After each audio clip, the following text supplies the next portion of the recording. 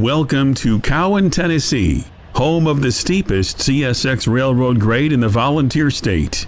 It's also one of the oldest main lines in the southeast, built by the Nashville and Chattanooga Railway between 1849 and 1859. The difficult terrain over the Highland Rim and Cumberland Plateau resulted in countless delays, preventing the railroad from reaching Chattanooga for nearly a decade. Without a viable path around Cumberland Mountain, the 2,228-foot-long Cowan Tunnel was constructed between 1849 and 1852, the longest in the world and an engineering marvel when it opened. Although the milestone tunnel allowed the railroad to punch through the mountain, it came with another problem: the steepest railroad grade in North America. The grueling climb included a 2-mile 2% grade from the north and a longer 15-mile approach from the south, with grades up to 2.5%. The crest is located within the tunnel. It was much too steep for a single 440 locomotive, so Cowan became a helper district with the NC, establishing a yard and shop facility north of town. 172 years later, Cowan is still a helper district despite the evolution of diesel locomotive technology. Although modern locomotives are much more powerful, trains have gotten longer and heavier, forcing CSX to keep the helper district active.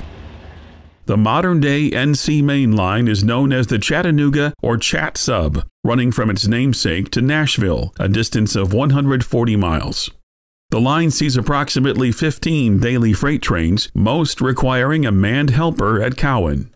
On the evening of April 7th, we found Chessie Heritage Unit 1973 and AC 4400 number 503 assigned to job H383. Unveiled in June 2023, the 1973 wears a unique heritage mullet with the standard YN3 design covering the nose and cab, while the long hood wears the iconic Chessie scheme. The mullet design was conceived by former CSX EVP of Operations Jamie Boychuk, who demanded that the locomotives represent CSX more prominently. The decision to decorate the heritage units this way has been controversial, with most rail fans disdaining the design because the front of the locomotives resemble a standard CSX GEVO, making it hard to photograph the throwback paint of CSX's predecessors.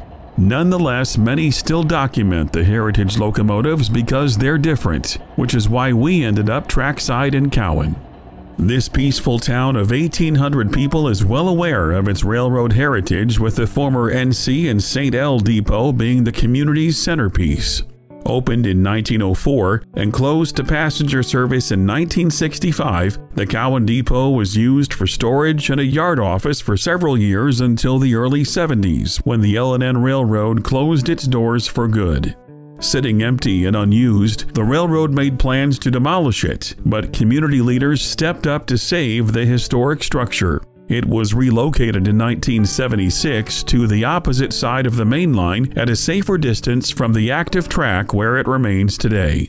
The depot is now a museum dedicated to the history of the NC and St. L and its impact on the community. It's also a great spot to watch trains and is home to a popular rail cam.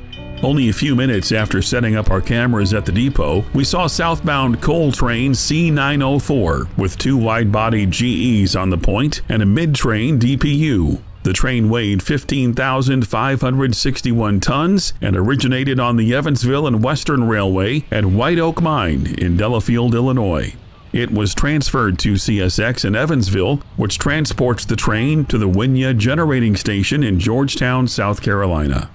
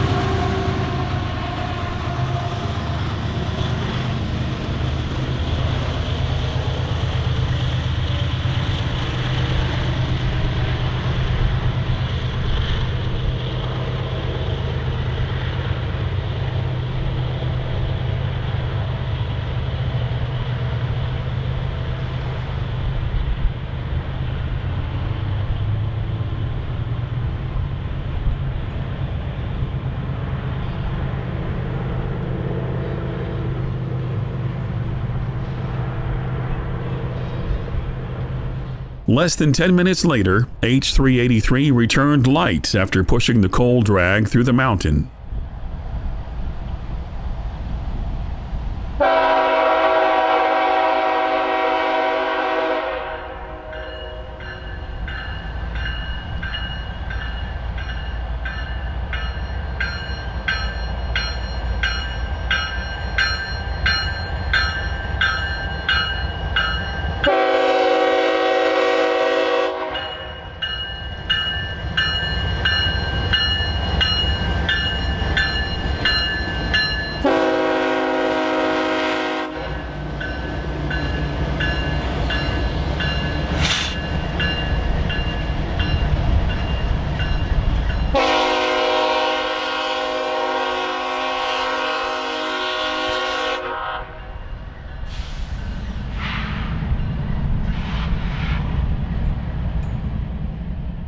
C904 was the only train we saw on the 7th, so we planned on returning the following day to document more of the pushers at Cowan. April 8, 2024 was a significant day in American history due to the Great North American Eclipse. Although much of the total eclipse was expected to be obscured by clouds, we spent the day trackside along the Chat Sub. We met tour guide Brian Judd at the Cowan Depot to learn more about the history of the building and its importance. Well, my name is Brian Judd. I'm one of the volunteers here to give tour guides. I'm also on the board of directors for the Cowan Railroad Museum. And how the story goes for this nice little place, she used to sit in the location just behind where Drayton is standing. And the story goes is that in the middle of the 1960s, when passenger trains were running, well, the railroad made a decision, to cease passenger operations due to money loss. And the railroad started using more of this building for storage purposes, for the maintenance way if they have to store equipment or if they have to do any paperwork. Well, in 1971, that came to an end, and that's when they closed it up.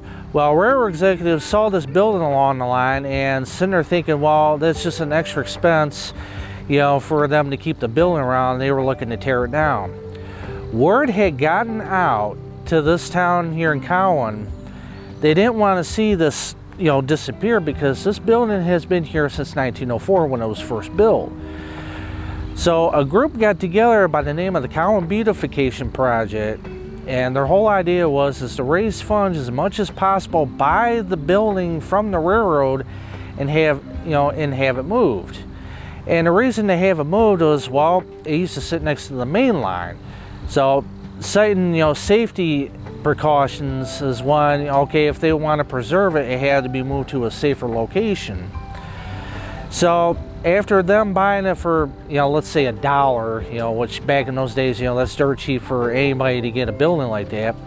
They raised thousands of dollars through yard sales, fundraisers. There was even an event here in 1975, it was the bicentennial, where they raised additional funds. They even had the event held at the depot. A year later, in September 1976, they began the process, and what they did was they had to dig underneath the depot and install these semi-trailer type trucks underneath there. And basically what they did was they actually grabbed it and towed it around and turned it around to keep it in perspective. As you can see, the building here, how it sits, is that where it's facing was actually how it faced the tracks on the other side. So they wanted to keep it in a way there, to reflect, okay, this is how it looked, when it was on the railroad. So from 1976 to 1979, the group was actually doing additional work, and in 1979, the Cowan Railroad Museum was officially established and officially opened. And needless to say, this has been a gem here since, not only for that, but for the fact, for any rail fans to come here to see the pushers. The pushers have been doing something since 1853 when this line was first built. In 1849, just 2 miles south of here, a tunnel was bored through. It took them 3 years, completing in 1852. And how they done it was they worked on in sections. Now, for anybody who was to stop and come see the museum, we actually have additional pictures of that tunnel. So this is worth the stop. Well, when they first put the main line here, they were running the first train going towards Chattanooga. Somewhere along the way, the train stalled. They couldn't get it up. Railroad executives, railroad employees panicked. How do we get this up there? And the solution was bring another locomotive down. They brought it down, put it on the back of the train itself, and actually got it up the way there. From then onward, they said, all right, this is what we're going to have to do. Because this is actually, you look south here, it's 2% grade. Their answer was, we're going to have to keep a set of pusher locomotives here. So there have been a whole set of locomotives here. We even had a set of Malley locomotives, which are articulated. So there was 3 of them. And there's a tragic little story with one of them. And we actually have the details inside the depot, but I'm willing to share it with you. One of the locomotives, the 901, was starting to have water injector problems. Well, after pushing one train, they got it back to where the yard is, to the shop. They reported to the shop foreman that there was a problem with the water injectors not getting the right water pressure. The gravest mistake and human error was made when he said, nope, let's just get them out there. We need to push these trains. Sure enough, on the next southbound, just about a mile or so down, the locomotive exploded. It killed 2 of the crew members on there. One of them is actually buried nearby here. One has survived and spent 6 months in the hospital and came back to working for the railroad. Inside the museum, there are countless railroad artifacts, photos, and model trains on display that are used to tell the story of how the NC and St. L Railway impacted the growth and prosperity of the town. We visited just before the depot opened for the season, so it was being cleaned and organized during our visit. As you walk through the front door, there's a glass counter with railroad-themed merchandise for sale. Historic photographs line the walls showing what the depot looked like in the 1940s. There are also photos showing the depot being relocated in 1976. In the main waiting room, you'll see a display case full of model trains, an exhibit on railroad communications, and a large arrival and departure board with a list of donors who support the museum. There are mannequins dressed in railroad attire to give the visitor an idea of daily operations at the depot 80 years ago. The next room features an impressive walk-around exhibit with additional photographs from the steam era. There are also tools, locks, and switch keys on display, with plaques explaining how they were used on the railroad. One of our favorite photos shows General Motors' Train of Tomorrow at Cowan in the winter of 1949, with hundreds of people lining the tracks to get a close-up view of the futuristic consist. The depot also has an upper level rarely viewed by the public. Brian kindly invited us to tour it, where we were treated to an incredible view of the CSX main line outside. The yardmaster worked here, observing train movements in and out of the yard. There are a few miscellaneous railroad artifacts upstairs, including signage, a safety board, and more tools. Steam locomotive number 1 is on display outside the depot. Built in 1920 as a Porter type, it was rebuilt later on with a 242 wheel arrangement. Originally owned by the Bibb Brick Company of Macon, Georgia, the locomotive transported 6-car trains between a clay pit and brick foundry, perfectly suited for its size and capability. In 1964, a former president of the National Railroad Historical Society bought and restored the locomotive for recreational use. It was later used to pull excursion trips for the South Carolina chapter of the NRHS. Later on, the Tennessee Valley Railroad Museum in Chattanooga acquired the locomotive, but it was deemed unsuitable for their needs. In 1979, the Cowan Railroad Museum bought the locomotive and made it a permanent display. Now, right behind it attached to it is a flat car, but there's a story to it. That's the tunnel car. It had a scaffold affixed to it on top of it. That's what they used to work on the tunnel down there. So another piece of Cowan Railroad history that it is proud to have here. Now the caboose attached to there, that's got a story to itself. It originally was a wooden boxcar that was converted in the early 50s. The railroad was needing more cabooses, so henceforth, well, we'll just take this, we'll fix it as a bay window caboose. You don't see very many of these wooden bay window cabooses. They're all built with steel. So another treat to see that. But what's neat about it is, if anybody is into music history, Minnie Pearl was actually the one that used to ride on it a lot. And it was actually on one of the lines just outside of Nashville, so that's got a little history attached to it. Now the 44-ton, it's pretty interesting itself. He used to work at Craven's Yard down there in Chattanooga. That's actually one of the two survivors. Its sister locomotive is actually up in Maine working on the short line. So the owners that got in possession of this locomotive, it was a complete rust bucket when we got it. And heard of us, they gave us a full-time lease. So when it came here, our former curator, who just passed away a year ago, had taken the time to actually repaint it back into the popular NC scheme that was in when it was serving the yard. Right behind is a boxcar, also a Nashville Chattanooga St. Louis equipment that we acquired from the Tennessee Central Railway Museum in Nashville, who was willing just to say, hey, if you want this, we're willing to give it to you. Of course, we had to raise the funds for it, and back in 2012 is when it officially had its home here. So as you can see, this area has a lot of historic significance, so this would be a treat for anybody that loves history, or if you love trains to just make a stop here, this is worth the place to come to. After touring the depot and learning about the equipment, we heard the Tullahoma Turn blow its horn for the south portal of the nearby Cowan Tunnel.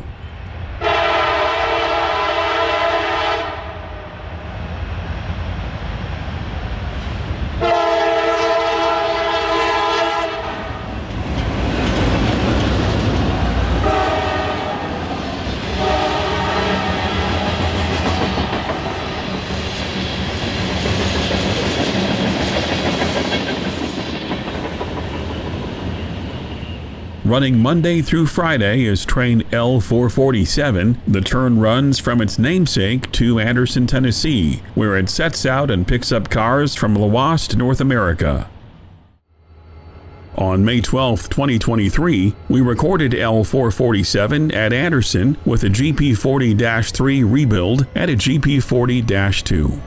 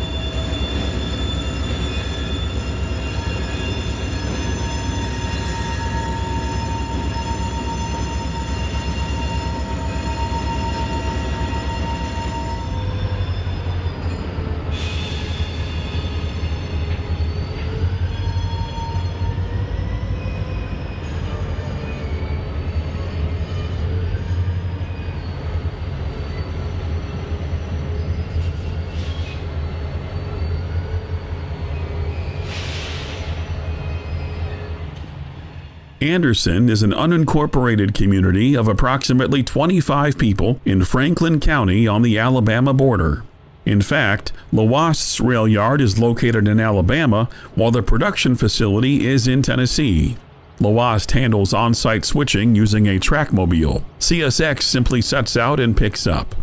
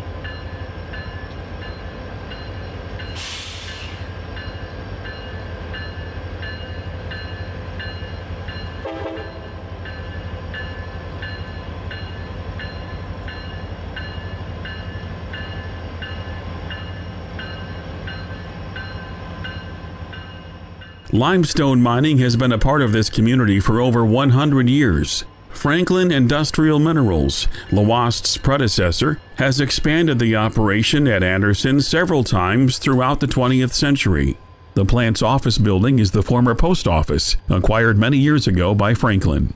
Believe it or not, the road that goes through the plant is open to the public, giving motorists an up-close view of operations at Lawast. It is unlike any other that we've encountered in our time trackside. On this day, L447 was in and out of the plant in a mere 30 minutes.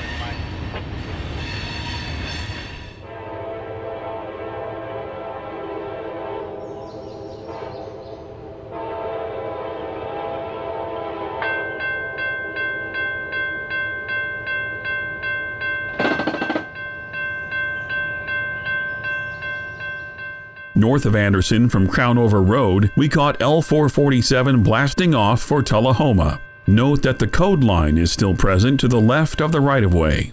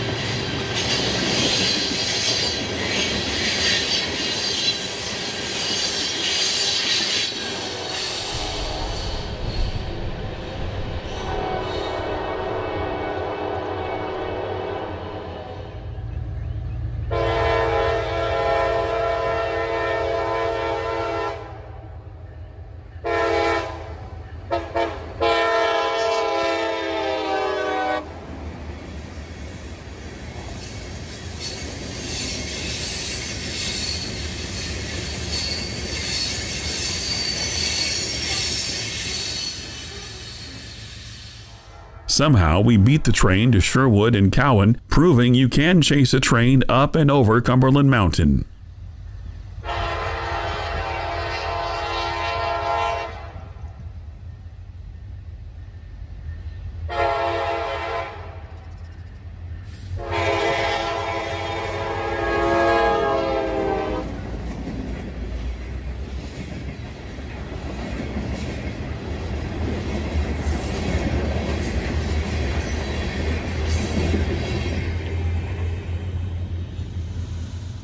Back on Eclipse Day, we saw our first road train just after noon. Train M582 was heading northbound with 7 units in tow, including a YN2, AC4400, and a GP40-2.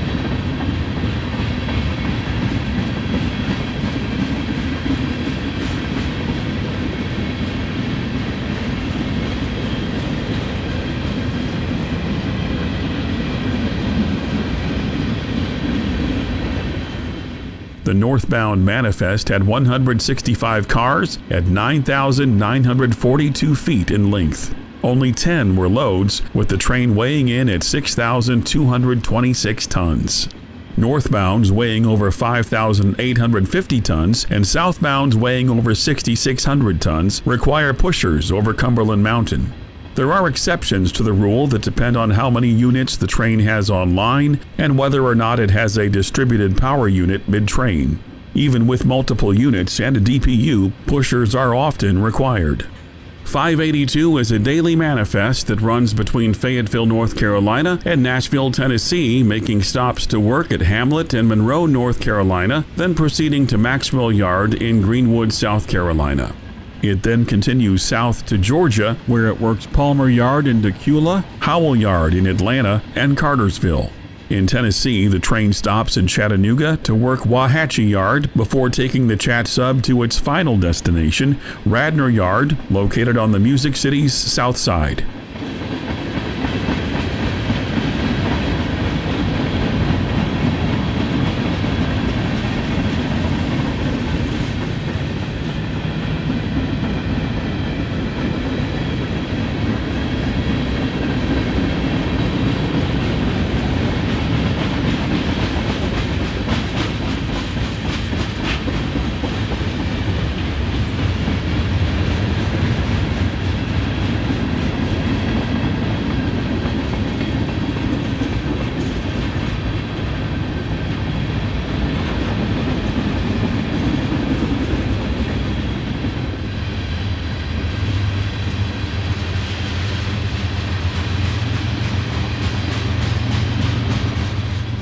Bringing up the rear were the pushers, which cut away on the fly just beyond the grade crossing.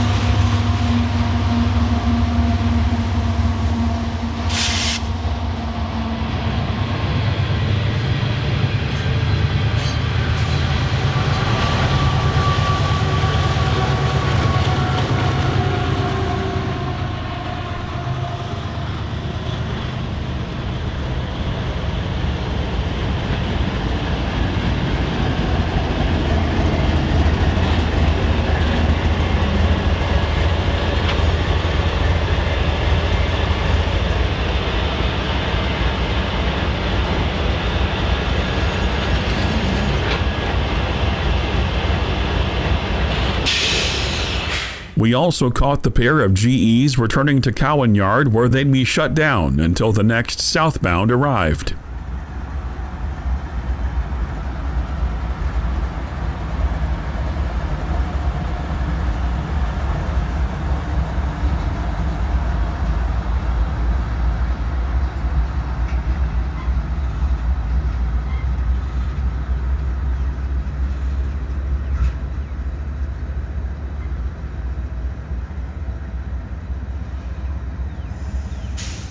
About an hour later, we saw intermodal train 142. Weighing only 3,268 tons, it did not require assistance over the mountain. Train I-142 operates between Jacksonville, Florida and North Baltimore, Ohio, working along the route at various yards and locations. These include Fairburn, Georgia, Wauhatchie Yard, Nissan in Smyrna, Tennessee, Radnor Yard in Nashville, Tennessee, Osborne Yard in Louisville, Kentucky, and Cincinnati, Ohio.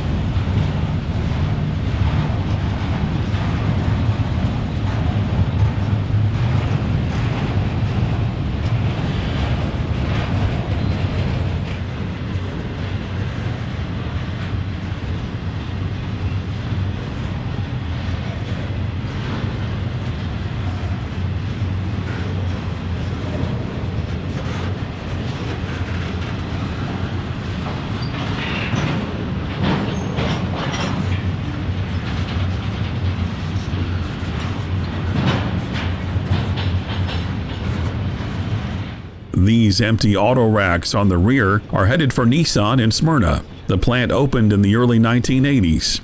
Today, the Nissan plant employs over 8,300 workers with an annual production capacity of 640,000 vehicles. The plant spans 5,200,000 square feet.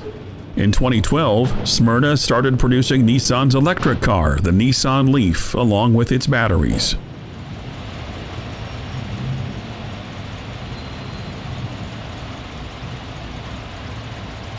At 2:03 p.m. Central, the sky darkened as the partial solar eclipse peeked over the city. The solar eclipse on April 8, 2024, known as the Great North American Eclipse, was a total solar eclipse that crossed North America from Mexico to Canada, including 13 U.S. states. During the eclipse, the moon blocked the sun entirely in the path of totality, and the moon's apparent diameter was 5.5% larger than usual, resulting in the longest totality duration of just over 4 minutes and 28 seconds in Mexico. This was the first total solar eclipse visible from Canada since 2008 and Mexico since 1991. The next total solar eclipse in the U.S. will be in the year 2033, passing over Alaska, with subsequent eclipses in 2044 and 2045, covering the contiguous U.S. We saw many locals with special eclipse glasses looking up, admiring God's fine-tuned solar system in action. The glasses prevented the sun's harmful rays from permanently damaging the eyes.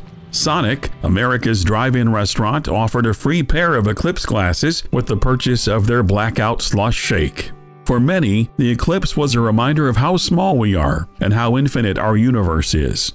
We're grateful to live on our tiny blue planet, even more that we get to enjoy our favorite hobby in the greatest country to ever exist. Unfortunately, many of the states in the path of totality were also plagued by overcast skies. As the eclipse was at its peak, the crew of train G407 accepted their turn to conquer the mountain. The loaded grain train weighed in at 11,598 tons.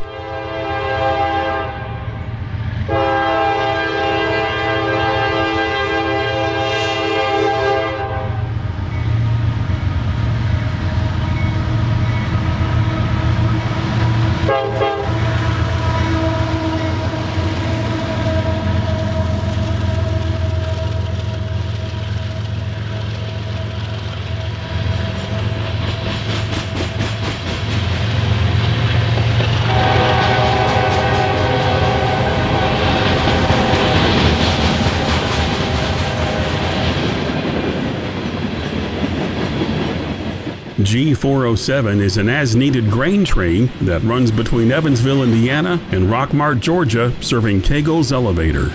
We filmed CSX 6914, the vandalized Chessie Jeep working that very elevator last summer.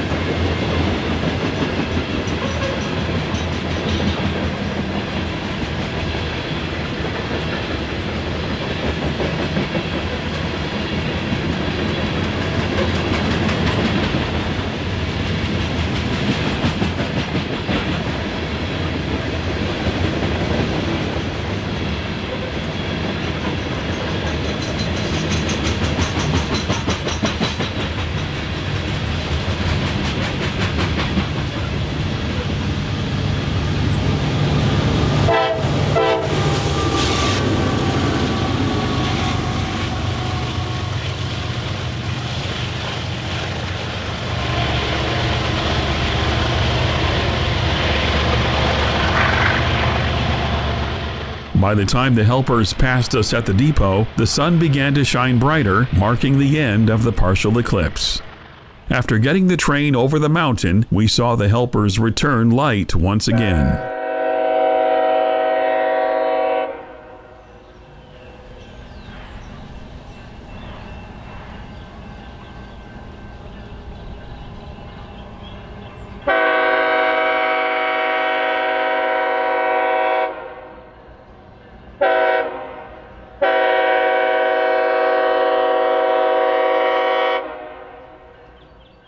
Chessie System Incorporated was a holding company that controlled the Chesapeake and Ohio Railway, the Baltimore and Ohio Railroad, the Western Maryland Railway, and the B&O Chicago Terminal. From 1973 to 1987, trains operated under the Chessie System brand. The Chessie System name originated as a popular nickname for the C&O in the 1930s, made famous by an advertising campaign featuring a sleeping kitten named Chessie.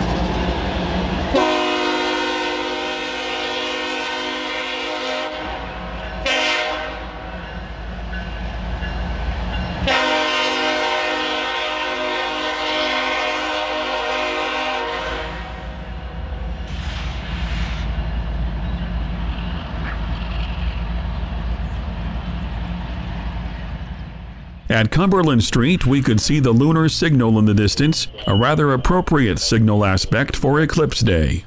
A lunar white signal indicates a speed restriction when it is displayed alone or with solid red lights.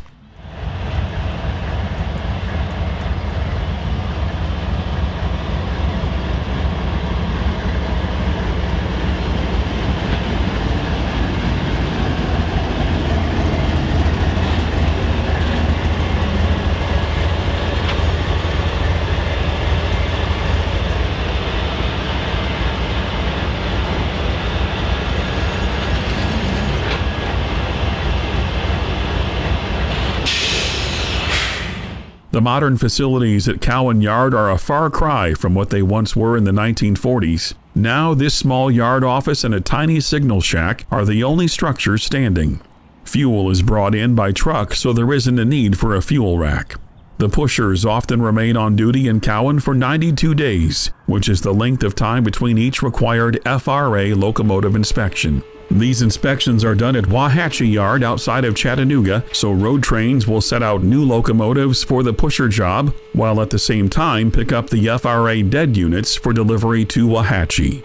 Only 15 minutes after shutting the locomotives down, the helper crew was asked by the dispatcher to assist incoming intermodal train 141 over the grade.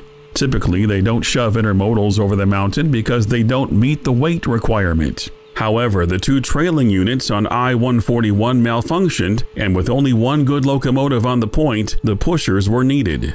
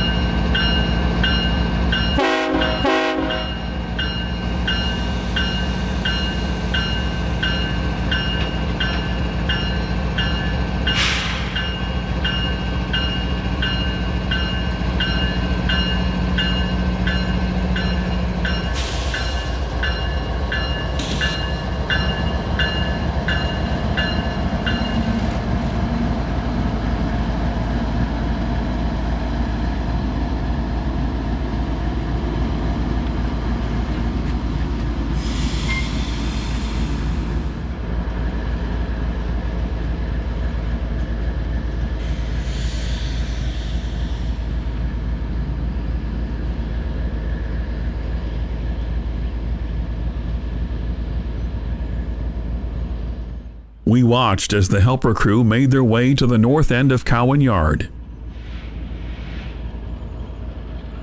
About 10 minutes later, the headlight of train I-141 could be seen in the distance. This train is the southbound counterpart of I-142, which we saw earlier just before the eclipse.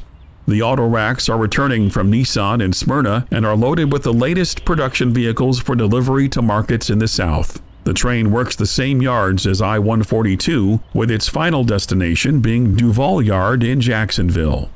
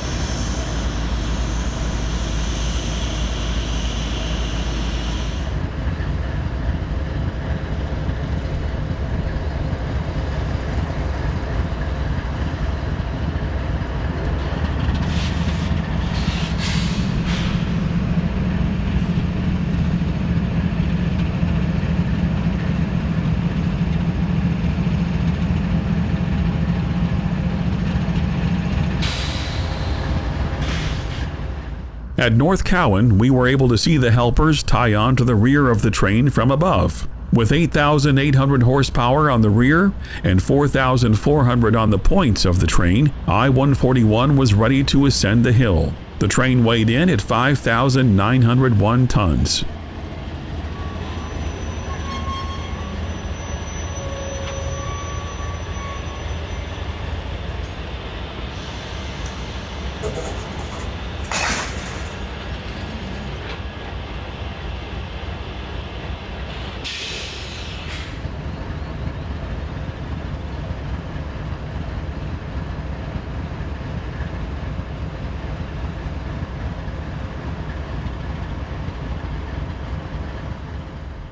After a short delay, we suspect the engineer needed a bathroom break, the train departed Cowan for Wauhatchie.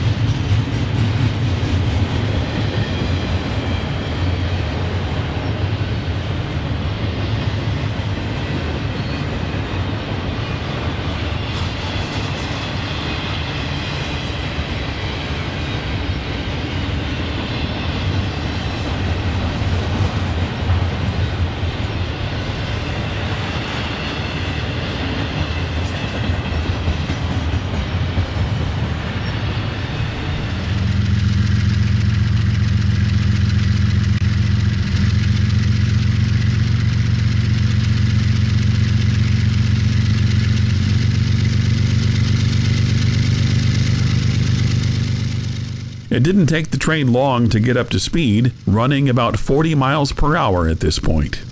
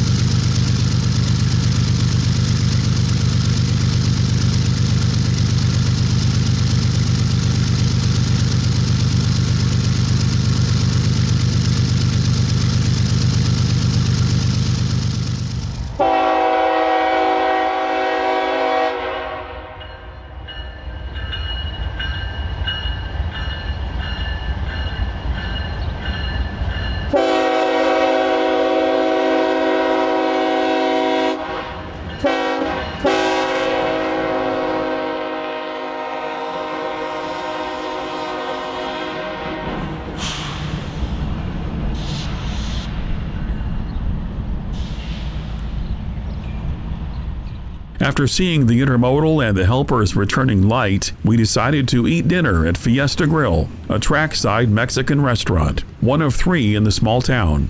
While we were enjoying our meal, we saw the 17,592-ton, 146-car-long M583 pass by the depot. Not wanting to miss another chance at catching the 1973 on the helper job, we stepped out briefly to record this shot. After dinner, we saw the locomotive's returning light.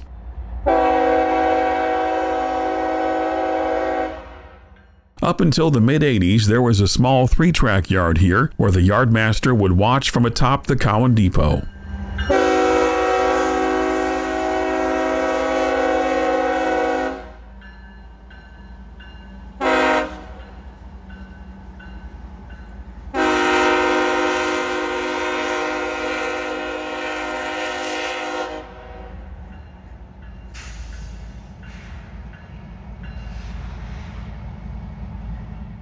It wasn't long before the pushers came back through Cowan to meet northbound manifest train 648 at Sherwood. The daily Waycross, Georgia to Chicago, Illinois manifest weighed 10,485 tons.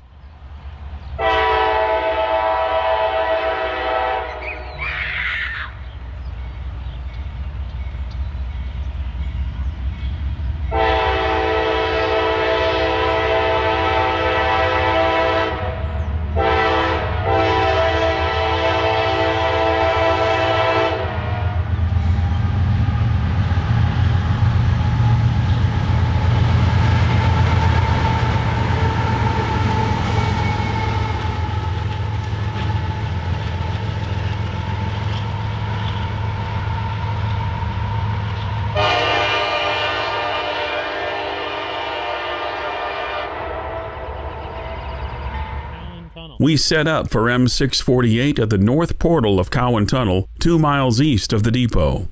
Between 1959 and 1960, the tunnel was expanded to 21 feet high and 15 feet wide to accommodate piggyback clearances. This expansion was carried out by the L&N Railroad to enhance transportation capabilities.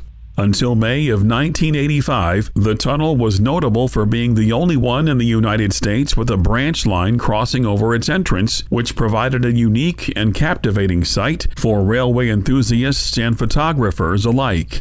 The line was known as the Tracy City Branch, which ran to its namesake, tapping into rich coal reserves above Cumberland Mountain. The Tracy City Branch was also notable for its intense 2.5% average gradient up Cumberland Mountain, climbing 1,200 feet over a distance of 9 miles to Swanee, with some sections exceeding 3%.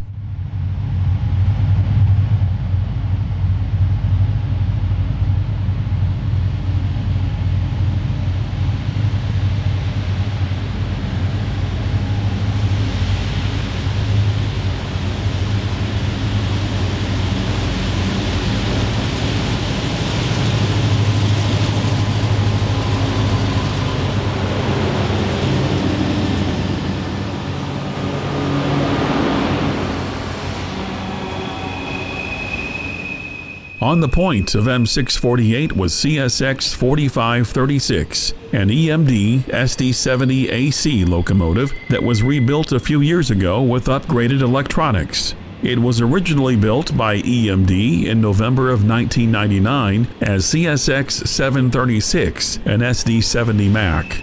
This evening's M648 consisted of 158 cars with 52 loads and 106 empties. The train was 9,775 feet long and weighed in at 10,485 tons, nearly double the weight requiring pushers.